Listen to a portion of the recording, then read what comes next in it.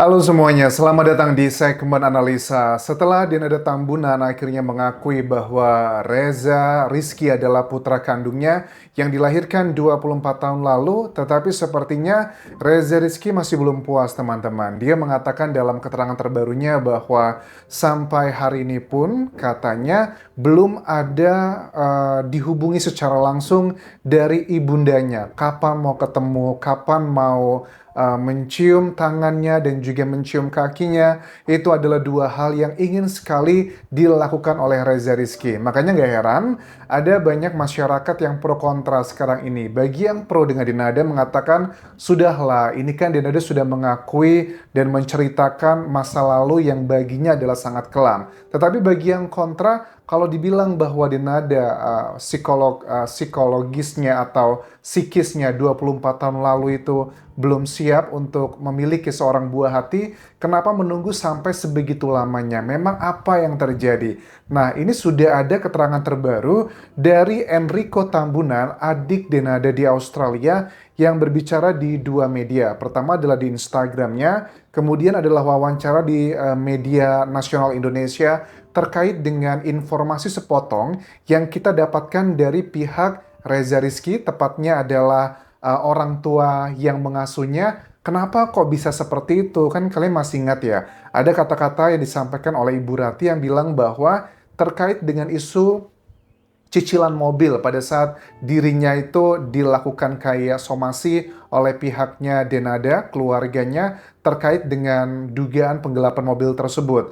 Nah, Ibu Ratih itu kan menelpon adiknya, ya, adik dari Denada di Australia, di luar negeri tepatnya, itu bilang bahwa tolong dong dibantu untuk dibayari begitu loh. Nah, konteksnya menurut Enrico bahwa saat itu saya belum tahu kalau itu adalah anaknya Mbak Denada begitu loh. Karena yang disampaikan adalah Tante Rati itu bilang katanya dia tuh minta dibayarin untuk cicilan mobilnya, kemudian juga minta bayarin listrik dan ada sejumlah dana-dana lainnya.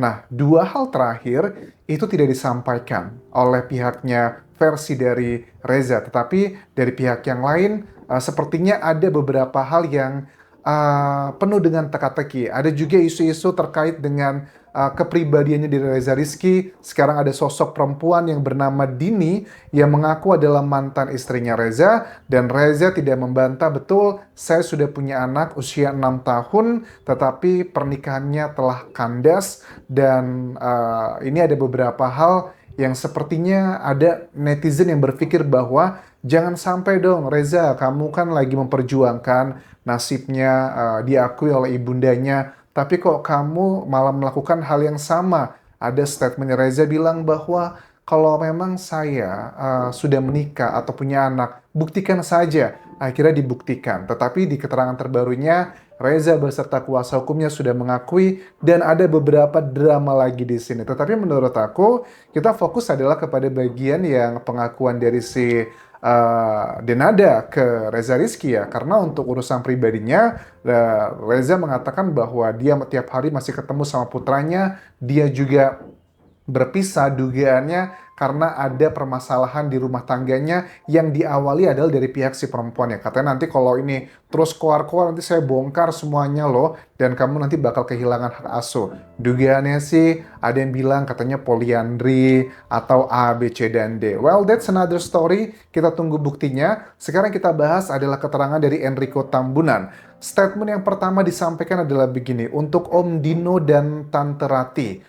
Tolong ingat jasa-jasa mama, katanya. Ini adalah merujuk kepada almarhum Emilia Contessa yang dikatakan bahwa almarhumah itu adalah orang yang baik dan bagaimanapun juga almarhumah itu sudah menopang ekonomi keluarga kita, tapi malah digambarkan sebagai orang yang jahat sekali.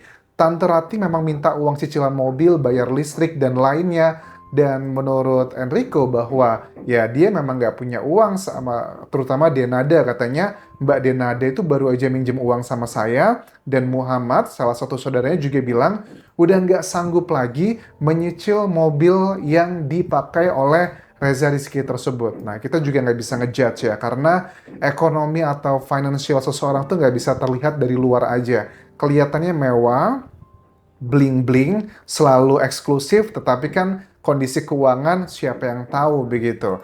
Nah, Mbak Dena itu habis minjem duit sama aku dan Muhammad juga kesulitan ngebayar. Saat itu aku belum tahu kalau dia adalah anaknya Mbak Denada. Karena konteksnya Enrico ini kan memang tinggalnya dari dulu adalah di luar negeri. Dan dikatakan begini, mama saya itu selalu mengajarkan untuk bekerja walaupun masih muda, termasuk juga dengan Reza. Ada isu yang dikatakan bahwa Reza harus bekerja dengan gaji 2,5 juta sebagai supir, itu tidaklah betul katanya. Itu adalah bagian katanya nilai pendidikan. Terus dibantah lagi menurut Enrico, katanya Reza itu tinggalnya di gudang. Menurut Rico bahwa tidak betul, rumah mama itu ada di sejumlah lahan dan diminta sama nenek almarhumah bahwa untuk dibuat pavilion-pavilion kecil yang memang sudah lengkap tetapi tidak segitu mewahnya. Nggak cuman ada kasur kok di pavilion yang ditinggali oleh Reza Rizky, tetapi ada kulkas, TV, ruang tamu, dan juga layak ditinggali. Dia mungkin pernah dimarahi, aku menangkapnya,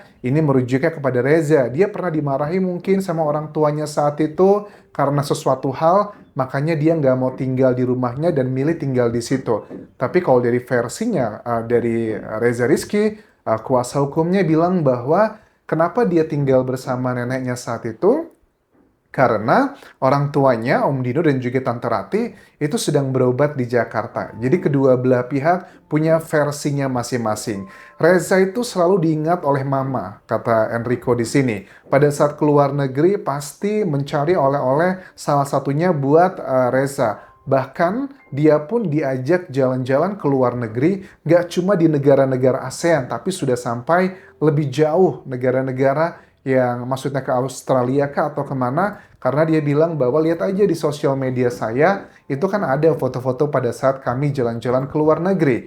Bahkan kami pun juga sempat bercanda gitu kepada Reza, enak banget ya sekolahnya sekarang sudah naik mobil Brio begitu loh. Dan anak saya yang usianya kurang lebih mirip-mirip nih sama Reza bilang bahwa kalau anak-anak saya nggak boleh kemana-mana, harus menggunakan transportasi umum. Tapi beda konteks ya, mohon maaf ya. Kalau memang mereka tinggalnya di Australia, negara maju dengan di Banyuwangi di Indonesia, jelas konteksnya berbeda. Kalau kita tinggal di luar negeri, orang bekerja, sekolah, kuliah masih pakai kendaraan umum, karena memang itu adalah hal yang lazim di sana. Tetapi kalau di Indonesia, ya agak sulit, nggak tahu juga. Kecuali kalau anak-anaknya Enrico juga sama-sama sekolahnya di Indonesia, sama-sama ya dengan fasilitas yang berbeda, nggak bisa dibandingkan apple to apple. Saya berusaha menghubungi Tante Ratih setelah kejadian ini viral, tapi sudah nggak diangkat lagi dan dibaca lagi pesannya. Katanya awal Januari 2026 ini kan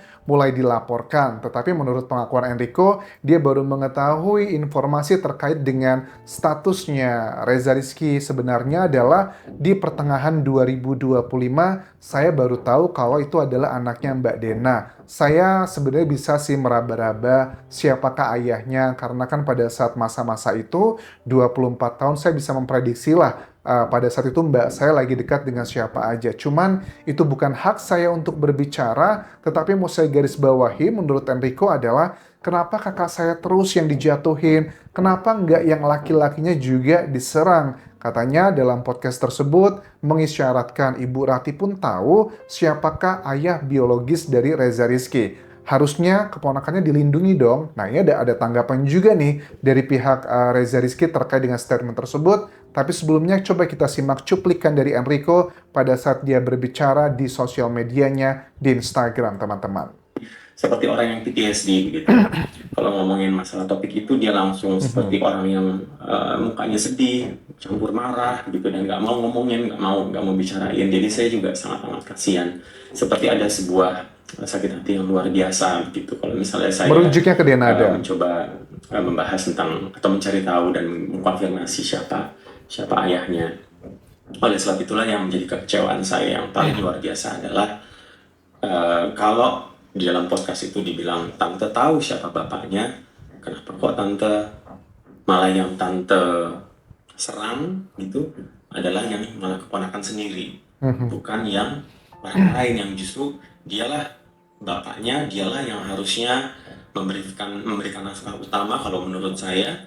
Dialah yang seharusnya bertanggung jawab Tetapi sekarang sudah kakak saya tinggalin, dan kakak saya harus menanggung beban yang luar biasa, dan sekarang dijatuhkan lagi, bukan malah dilindungi. Nah, ini adalah sudut pandang yang berbeda kalau kita ngelihatnya dari keuntungan siapa antara timnya Reza Rizky atau Denada. Kalau dari sudut pandang dari kakak seorang adik dari Denada, ya betul itu adalah dari kakaknya. Tetapi dari sudut pandangnya Reza Rizky, kuasa hukumnya bilang begini, justru kenapa kamu tidak melindungi keponakan kamu gitu loh. Jelas-jelas dia selama ini menderita dengan berbagai macam hal yang sudah dikatakan, tetapi malah justru kesannya kayak melindungi kakaknya kebangetan gitu. Bahkan juga ada salah satu statement disampaikan dalam Undang-Undang Perdata, anak yang lahir di luar pernikahan resmi itu ada kehubungan hukumnya hanya dengan ibundanya. Bisa betul nanti dihubungkan dengan ayah biologisnya, tetapi setelah dalam proses pembuktian secara saintifik, yang paling tidak adalah dengan tes DNA. Nah, langkah awalnya yang dilakukan oleh pihak Reza Rizky menurut aku sudah betul.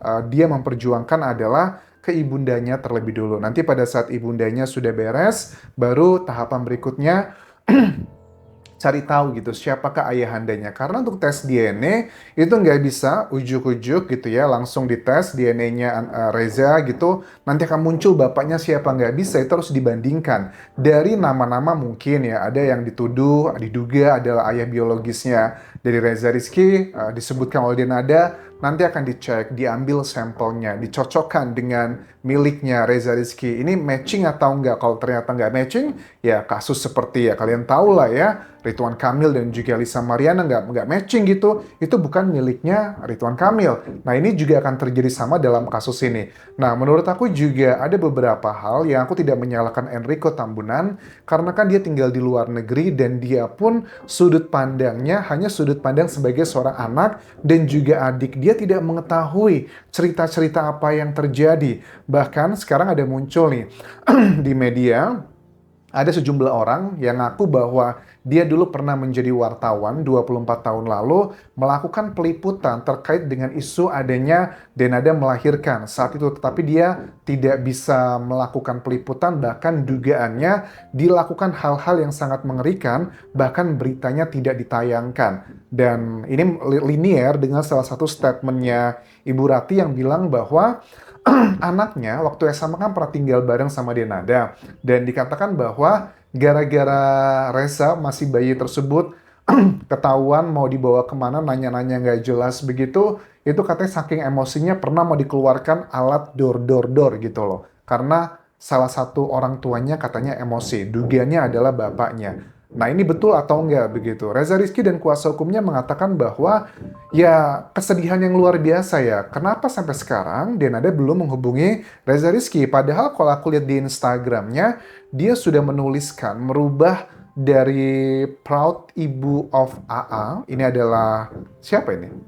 AA ini adalah anak yang pertama ya. Berarti kalau yang ini kan Reza Rizky berarti RR. Merujuknya ke sana. Kalau sebelumnya cuma satu, tapi sekarang sudah dua. Tetapi kenapa Denada baru di sosial media saja? Kenapa dia belum menemui secara langsung?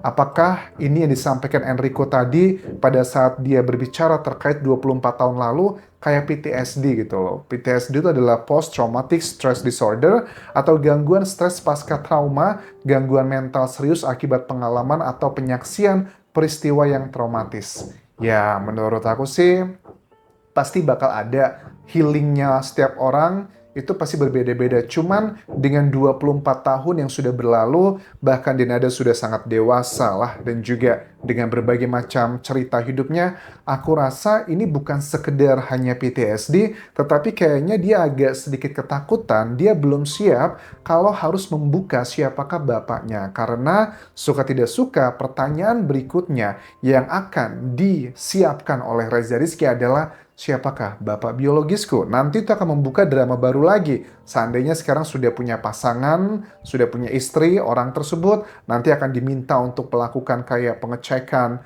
DNA-nya, itu bakal drama lagi. Bagaimana dengan hal-hal yang belum kita ketahui? Dan dari statementnya Enrico Tambunan ini, memang sepertinya kejadian 24 tahun lalu dugaannya Reza Rizky kelahirannya adalah seperti yang tidak diharapkan, terlepas itu adalah karena masalah unsur pidana atau karena ya kebablasan dari kenakalan remaja. Jadi kita lihat nanti perkembangannya seperti apa. Ini adalah update terbaru dari drama Denada dan juga Reza Rizky. Terima kasih sudah menonton. Sampai ketemu lagi di video berikutnya. Tinggalkan like dan juga komen, subscribe channel YouTube ini, follow Instagram, Facebook pageku dan juga akun TikTok di Anjasa Sumara. Sampai jumpa.